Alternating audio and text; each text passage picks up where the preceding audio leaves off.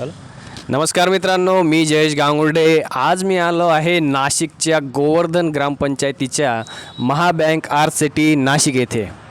तर इथे बरेच जण प्रशिक्षणासाठी येत असतात. आत्ताच नुकतीच एक बॅच आता प्रशिक्षण पूर्ण करून झालेली आहे. तर त्या ठिकाणी काही मुली आहेत, त्यांनी शिवणकामाचं प्रशिक्षण पूर्ण केलेलं आहे. चला तर आपण काही रिव्ह्यू त्यांचे घेऊया, त्यांच्याशी आपण बोलूया. तर आपलं नाव विचारू आपण. तुमचं नाव आहे? माया पवार. तर तुम्ही या ठिकाणी कुठलं प्रशिक्षण घेतलं? शिवणकाम. तर इथे प्रशिक्षण घेऊन तुम्हाला कसं वाटतं? इथं प्रशिक्षण घेऊन एवढं छान वाटतं की असं थोडं शिक्षण मिळत नाही की आरसीटीमध्ये आम्हाला भेटलेलं आहे. अच्छा. इथे तुम्हाला किती दिवस प्रशिक्षण चालतं? 1 महिना. अच्छा. 1 महिना दरम्यान तुम्हाला कुठल्या कुठल्या गोष्टी इथे शिकायला भेटल्या? इथं आम्हाला पुढाकार पण भेटला, आत्मविश्वास कसा वाढवायचा, जर आपण अडचण आली तर ते सोडवण्याचा प्रयत्न कसा करावा, अजून आपण जे काम करतो त्याच्यात देखरेख कशी ठेवावी, नीटनेटकेपणा कसं ठेवावा हे शिकायला. अजून इथं सर्व म्हणजे स्वच्छता कशी ठेवावी, गुरुकुल पद्धत आहे त्याच्यामध्ये कसं राहावं, कसं वागावं, कसं बोलावं, हे सर्व आम्हाला इथं शिकवलं.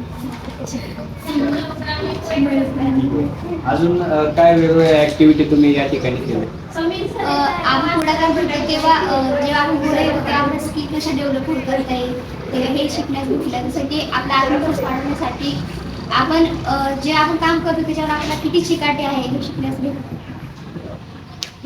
तुम्ही अजून त्या व्यतिरिक्त इथे खेळ घेतले असतील, काही जे बुद्धिमत्ता वाढवण्यासाठी काहीतरी गेम्स असतील किंवा काही ॲक्टिव्हिटी असतील ते तुम्ही घेतले असतील, बरोबर?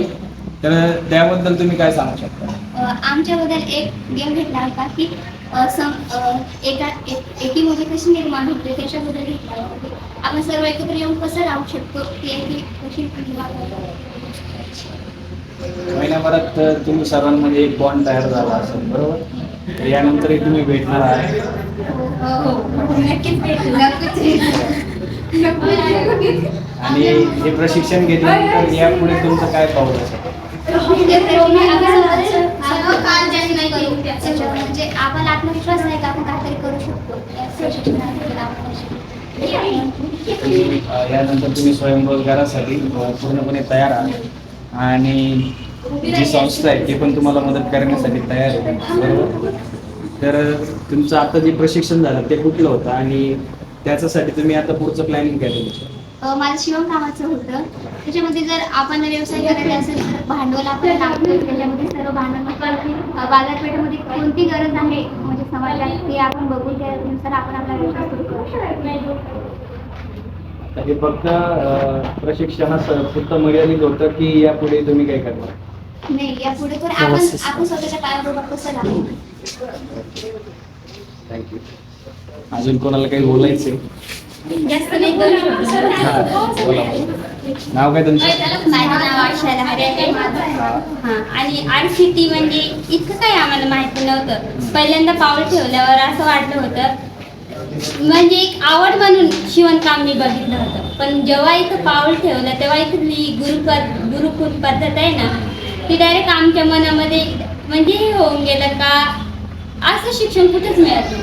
कारण की भरपूर शाळा असतात पण काही येतात जातात इतकं काही स्वतःला चांगली सवय लागेल इतकं लक्ष देत नाही. तसं आम्हाला इथं साफसफाईपासून कचरा व्यवस्थापन, तसे वेगवेगळे बँके, तसं स्वतःला डेव्हलपमेंट कसं करायचं हे सुद्धा शिकवलं. आणि खरं तर आपण काही गोष्टी लगेच हारून जातो. मी सुद्धा काही गोष्टी खूप अशा म्हणजे स्वतःला ठरवलंय का मी हारलेले आहे, पण इथं आल्यापासून असं वाटतंय का मी काहीतरी करू शकते आणि मी करणारच. आणि आरसीटी ही माझ्यासाठी लय म्हणजे लय मोठी गोष्ट आहे. आणि माईक वरती बोलायची ट्रेनिंग पण आहे. कारण की मी पुढे जाऊन बोलायची हिंमत नव्हती, पण मी आता डायरेक्ट पुढे जाऊन किती पण व्यक्ती समोर असणार ना तरी मी बोलते. एक आत्मविश्वास तयार झाला आहे, एक स्टेज डेअरिंग आलेली आहे. ही तुमची कायम असू द्या आणि असंच तुम्ही पुढे प्रगती करा आणि यानंतरच्या पुढच्या प्रवासासाठी तुम्हाला खूप खूप शुभेच्छा. थँक्यू. मग सर्वांना अजून कोणाला बोलायचं? अजून कोणाला काही रिव्ह्यू द्यायचे? ओके, धन्यवाद. आमचे कॅमेरामॅन आदर्श भाऊ. यांचे खूप खूप धन्यवाद. सर आता इथे आले. सरांचा आपण बाईट घेऊ छोटासा. सर, हे जे विद्यार्थ्यांचे प्रशिक्षण झाले त्यांचा आपण एक छोटासा रिव्ह्यू घेतला आहे, त्याबद्दल तुमचं काय मत आहे ते आम्ही तुमच्याकडनं जाणून घेणार.